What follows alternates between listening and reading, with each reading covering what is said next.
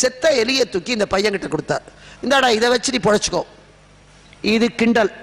செத்த எலி சாப்பிட்றதுக்கும் ஆகாது, எதுக்கும் பிரயோஜனம் இல்லை, தூக்கி எறிஞ்சார்.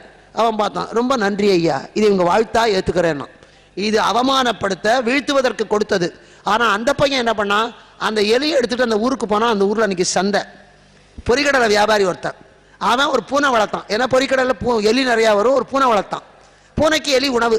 இந்த பையன் நேரம் அவங்ககிட்ட போய், ஐயா நீங்கள் வளர்க்குற பூனைக்கு இந்த எலியை சாப்பாட்டுக்காக எடுத்துக்கோங்க, அதுக்கு பதிலாக எனக்கு கொஞ்சோண்டு ஒரு பட்டாணி கடலை கொடுங்க. அவனுக்கு ஒன்றும் பெரிய காரியம் இல்லை.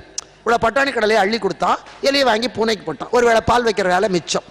இவன் என்ன பண்ண, அந்த பட்டாணி கடலையை வாங்கிட்டு போய் அந்த சந்தையிலேயே ஒரு துண்டை விரித்து அதை கூறு கட்டி, ஏன்னா காசு கொடுத்து வாங்காத கடலை, ஒரு கால்படி கடலை கிடச்சிது, அதை வச்சான். வச்சு கூறு கட்டி ஒவ்வொரு கூறும் 4 அணான்னு வச்சான். அது ஒரு 5 கூறு 6 கூறு வந்தது 1,000 ரூபா கிடச்சிது. அந்த 1,000 ரூபாய் அவங்ககிட்டயே கொண்டு போய் கொடுத்தான். மறுபடியும் அந்த 1,000 ரூபாய்க்கு சந்தோஷப்பட்டு கொஞ்சம் சேர்த்தியே கடலை கொடுத்தான். அதையும் வச்சு கூறு கட்டினான்.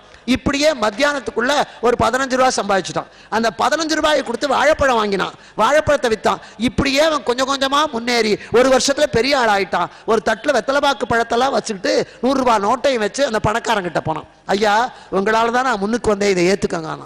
நீ யாருன்னே தெரியலையேப்பாங்க. ஒரு வருஷத்துக்கு முன்னால ஒரு செத்தேலியை கொடுத்து இதை வச்சு பொழைச்சிக்கோன்னு சொன்னீங்களே, அந்த செத்தேலியால தான் நான் பொழைச்சேன். செத்தேலியால பொழைச்சேன். ஆமா ஐயா, நீங்க கொடுத்தீங்க, நீங்க கொடுத்ததை நான் கெட்டியா பிடிச்சுக்கிட்டேன். எது கொடுத்தாலும் அதை வச்சு முன்னுக்கு வரணும் ஒரு வைராக்கியத்தோட, அதை வச்சு தான் நான் முன்னுக்கு வந்தேன். வீழ்த்த கொடுத்ததை வாழ்த்தக்கூடியதாக மாற்றினானே, அதுக்கு பேர் தான் வெற்றியோட முதல் படியே தவிர லட்சம் ரூபாயை கொடுத்தாலும் சூதாடி விட்டு வர்றவன் இல்லை.